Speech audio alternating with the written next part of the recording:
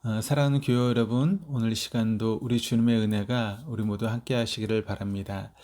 오늘 우리가 함께 나누면서 은혜 받으실 말씀은 이사야 21장의 말씀입니다. 오늘 본문은 바벨론 제국의 멸망을 경고하는데 그 원인이 외부에 있지 않고 내부에 있음을 말씀하고 있습니다.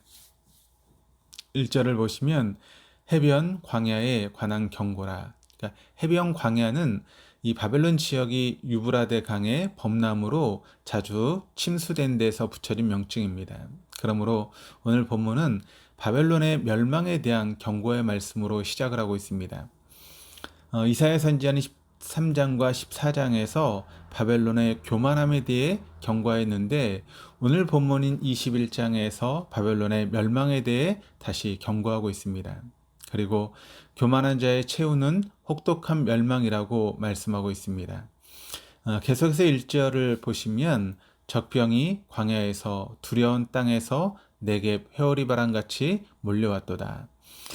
이 네겝 회오리 바람이라고 하는 것은 팔레스틴 지역에서 자주 발생하는 태풍을 의미하는데 적병들이 네겝 회오리 바람같이 몰려왔다라고 하는 이 말은 태풍처럼 몰려왔기에 손쓸 수 없는 그와 같은 것을 의미하는 내용입니다.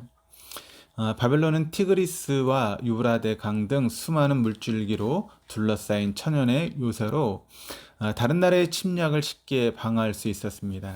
또한 수온을 통한 무역으로 많은 부를 축적하여 당시 강대국으로 성장할 수 있었습니다. 그러나 이러한 번영이 바벨론으로 하여금 교만한 마음을 품게 하였고 자연스럽게 종교적, 도덕적으로 타락하게 만들었습니다. 당시 최고의 강대국이었던 바벨론이었지만 교만은 바벨론으로 하여금 메대와 바사 군대에 의해서 태풍이 휩쓸리듯이 속수무책으로 무너지고 말았습니다.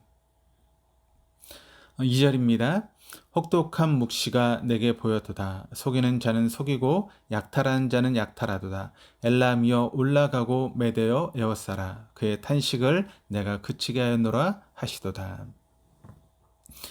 바벨론은 메대와 바사에 의해서 멸망을 당했는데 2절에는 엘람이라는 새로운 나라의 이름이 나옵니다. 엘람은 본래 메대와 함께 메소포타미아 지역의 오래된 강국이었는데 아수르의 사네립에 의해서 멸망당해서 부족 단위로 흩어져 있었습니다. 당시 바사는 엘람의 많은 부족 가운데 하나였는데 흩어진 엘람의 부족들을 규합하여 바사라고 하는 이름의 새로운 나라를 재건하였습니다. 그러므로 여기서 엘람은 바사 제국을 의미하는 이야기입니다. 바벨론은 적국이 회오리 바람처럼 침략해 오는데도 파수꾼을 세워놓으면 된다고 생각하고 평안히 먹고 마시고 즐긴 일에 빠져 있었습니다. 5절입니다. 그들이 식탁을 베풀고 파수꾼을 세우고 먹고 마시도다. 너희 고관들아 일어나 방패의 기름을 바를지어다. 그러니까 적병이 쳐들어온다는 경고를 듣고도 식탁을 베풀고 잔치에 여념이 없는 그들에게 말합니다. 방패의 기름을 바를지어다.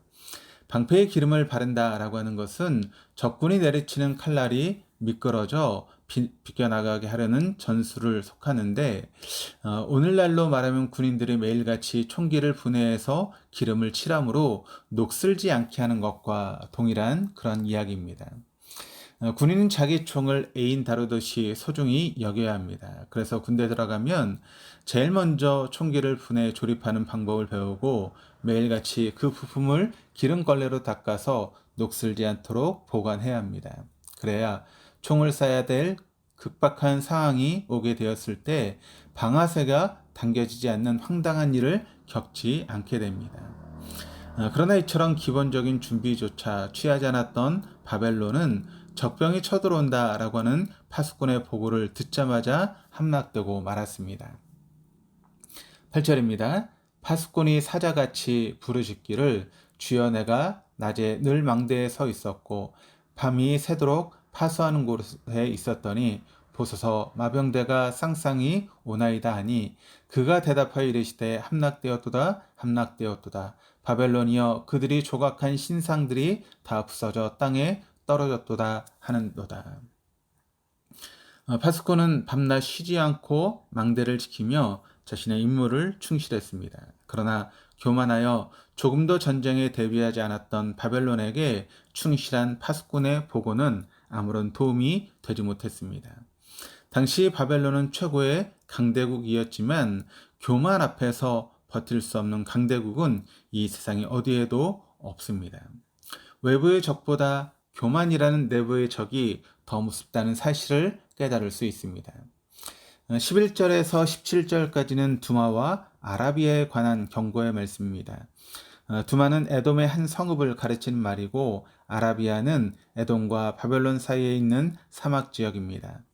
두마에 대해서는 아침에 오는 것처럼 보이지만 곧 밤이 올 것이라고 예언했습니다. 이 말은 두마가 아수르의 조공을 바쳐 일시적인 평화를 누리고 있지만 결국에는 바벨론의 침략으로 다시 고통을 당하게 될 것이다 라고 하는 의미입니다. 아라비아에 대해서는 한때 경제적으로 부유했던 아라비아였지만 아수르에 의해 비참한 신사가 되어 도망자처럼 살게 될 것이라고 예언했습니다. 두마와 아라비아에 관한 경고의 말씀을 통해 깨닫는 교훈은 내일이 어떻게 될지는 아무도 모른다는 것입니다. 오늘은 평화를 누리고 있는 것 같지만 내일은 그 평화가 사라질 수 있고 오늘 물질적으로 부유할지라도 내일 죽음이 찾아오면 그 재물이 아무런 의미를 갖지 않게 된다는 것입니다. 그러므로 인간은 내일을 사는 존재가 아니라 오늘을 사는 존재임을 기억해야만 합니다. 나에게 주어진 오늘 이 순간이 가장 소중한 순간임을 기억하고 최선을 다해 살아가야 할 줄로 믿습니다.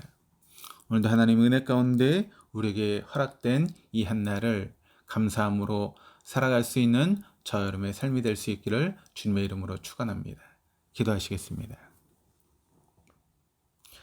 교만한 자를 물리치시며 겸손한 자를 들어 사용하신 하나님, 스스로 자신을 높이며 약한 자를 무시하는 이 세상에 낮은 자리에 오셔서 겸손의 본을 보여주심에 감사드립니다. 한치 앞을 알지 못하는 인생이기에 불안과 걱정으로부터 자유하지 못하지만 오늘을 주신 하나님께서 오늘을 살아갈 수 있는 힘과 능력을 주실 줄 믿습니다. 이 믿음 안에서 오늘도 승리하는 하루가 되게 하여 주옵소서. 감사드리며 예수 그리스도 이름으로 기도드립니다. 아멘.